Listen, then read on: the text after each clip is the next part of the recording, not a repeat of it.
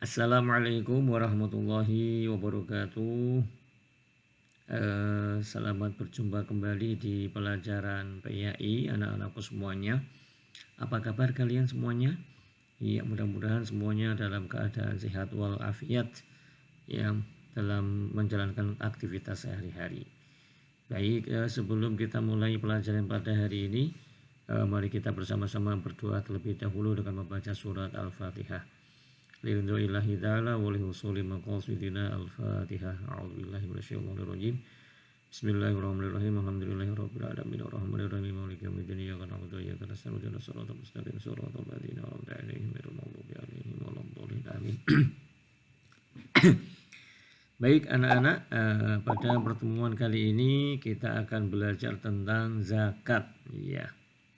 Apa itu zakat? Apa saja yang akan kita pelajari pada kali ini? Yang akan kita pelajari nanti adalah yang pertama yaitu pengertian zakat fitrah dan zakat mal. Kemudian membedakan antara zakat fitrah dan zakat mal. Dan yang ketiga yaitu menjelaskan orang yang berhak menerima zakat fitrah dan zakat mal. Oke, sudah siap untuk belajar semuanya anak-anak? Ayo kita mulai dari yang pertama yaitu definisi dan hukum zakat. Baik, zakat secara bahasa berarti bersih. Ya. Bersih itu secara bahasa artinya bersih. Kemudian secara istilah fikih adalah sejumlah harta yang wajib dikeluarkan dan diberikan kepada orang yang berhak menerimanya jika telah mencapai nisab tertentu dan dengan syarat tertentu pula. Jadi dalam zakat itu ada harta yang wajib dikeluarkan, kemudian yang kedua diberikan kepada orang yang berhak yang disebut dengan mustahik. Kemudian syaratnya adalah mencapai nisab. Nisab itu yaitu jumlah minimal harta yang menjadi syarat wajib dizakati. Ya, dan syarat-syarat tertentu pula nanti akan kita bahas satu persatu ya. Kemudian hukum mengeluarkan zakat adalah hukumnya wajib ya, wajib. Baik, kita lanjutkan. Kenapa zakat itu wajib? Dalilnya dari Al-Qur'an yaitu aqimus sholata wa atuz zakata. Dan dirikanlah sholat, tunaikanlah zakat. Di sini ya, wa atuz zakata, dan tunaikan zakat. Ya. Sehingga ini menjadi dalil kewajiban zakat. Kita lanjutkan. Pembagian zakat. Zakat itu dibagi menjadi dua. Ada zakat fitrah dan yang kedua zakat mal atau harta. Ya. Jadi zakat itu ada dua macam, zakat fitrah, zakat mal. Nanti kita akan belajar satu persatu ya. Yang pertama adalah zakat fitrah. Zakat fitrah itu apa anak-anak? Zakat fitrah itu adalah zakat yang dikeluarkan pada bulan Ramadan dengan syarat tertentu. Rasulullah mewajibkan zakat fitrah pada bulan Ramadan sebanyak 1 sok atau 3,1 liter atau 2,5 kilogram kurma atau gandum. Artinya zakat fitrah itu adalah zakat yang berupa bahan makanan pokok.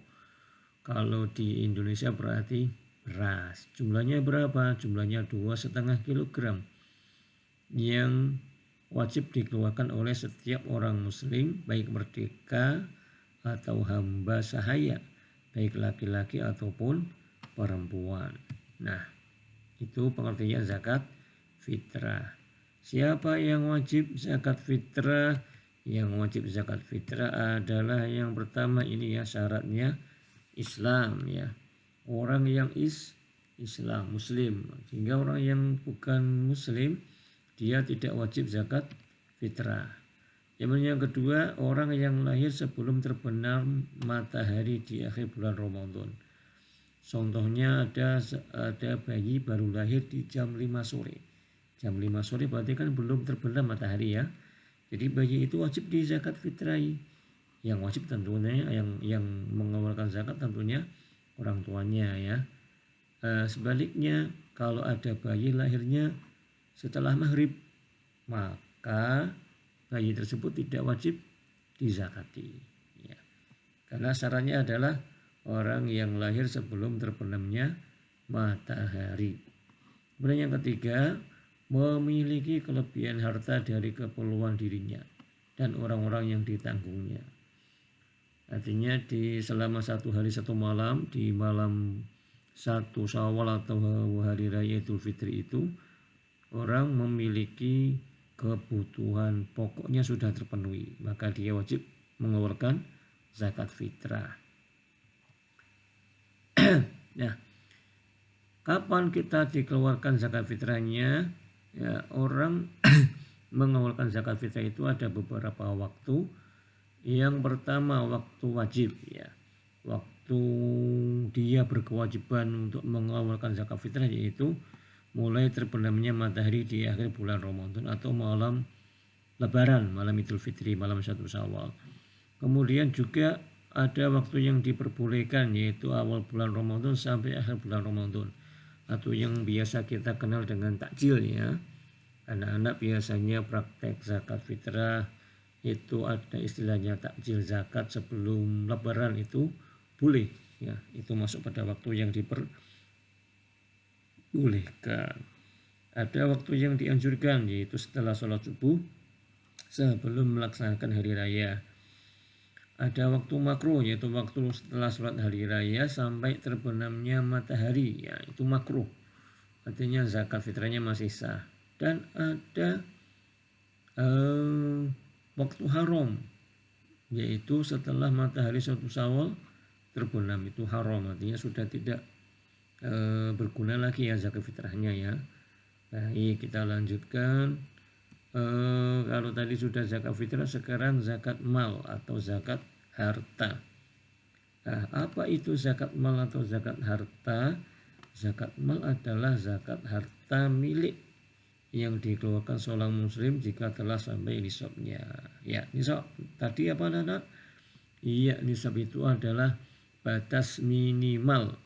Batas minimal orang memiliki harta sehingga harta tersebut wajib untuk dikeluarkan zakatnya, itu adalah artinya dari nisab. Nah, dalilnya apa? Dalilnya adalah ayat Al-Quran sebagai berikut yaitu khudz min amwalihim shadaqatan. Ambillah zakat dari sebagian harta mereka. Ya, ini dalil kewajiban zakat mal. Tutahhiruhum, ya, zakat mal itu tujuannya adalah untuk menyucikan harta. Ya, membersihkan waktu zakihim dan menyucikan. Ya, sehingga itu adalah hikmah daripada mengeluarkan zakat mal.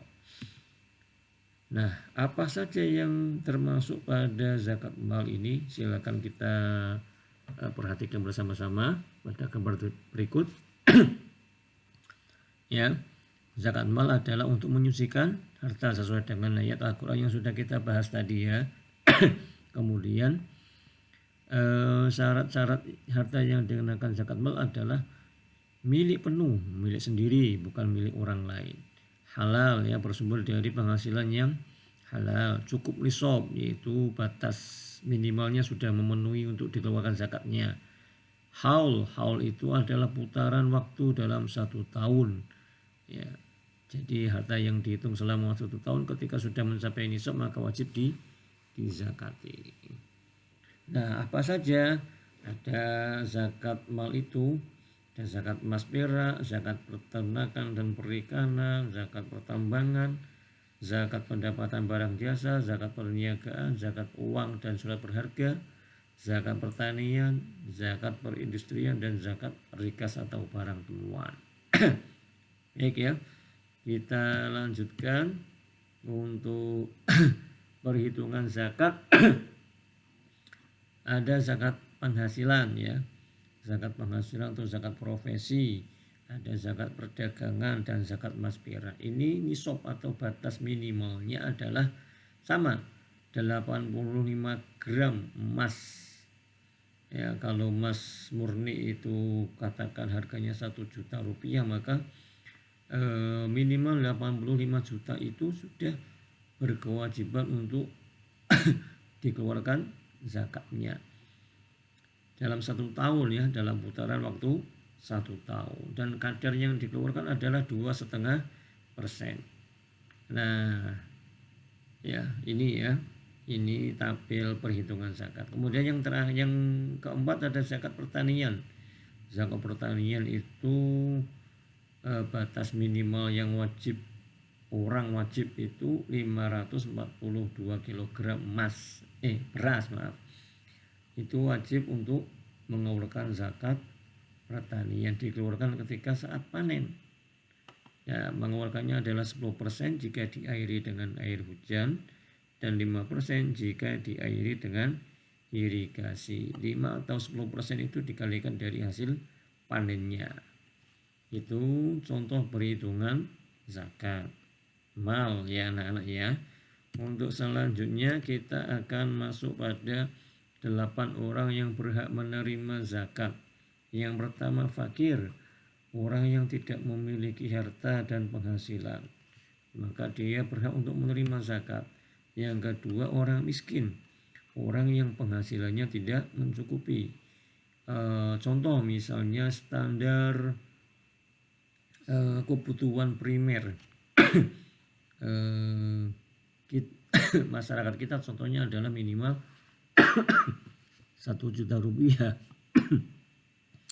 Dia penghasilannya di bawah 1 juta, maka dia tergolong orang miskin. Yang ketiga rikob atau hamba sahaya atau budak.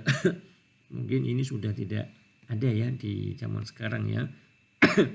Yang keempat orim, orang yang memiliki banyak hutang ya, sampai hartanya habis nanti kalau digunakan untuk membayar hutang, hartanya tidak mencukupi. Mu'alaf, orang yang baru masuk Islam ya, dia berhak untuk menerima zakat juga. Yang keenam sabilillah, yaitu pejuang di jalan Allah. Kalau para ulama klasik itu mencontohkan adalah para tentara yang berperang, tentara yang tidak mendapatkan gaji dari pemerintah, itu yang dicontohkan oleh para ulama dulu ya, ulama salaf.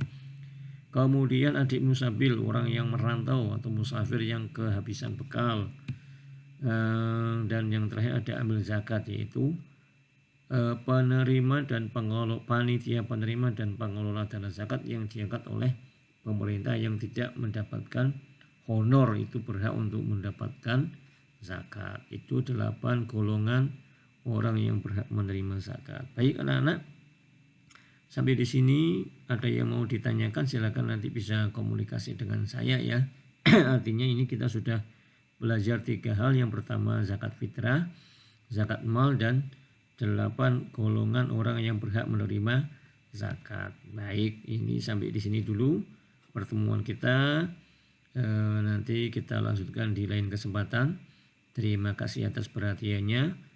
Mari kita sama-sama tutup dengan bersama-sama baca hamdalah alhamdulillahirabbil alamin. Saya akhiri, wassalamualaikum warahmatullahi wabarakatuh.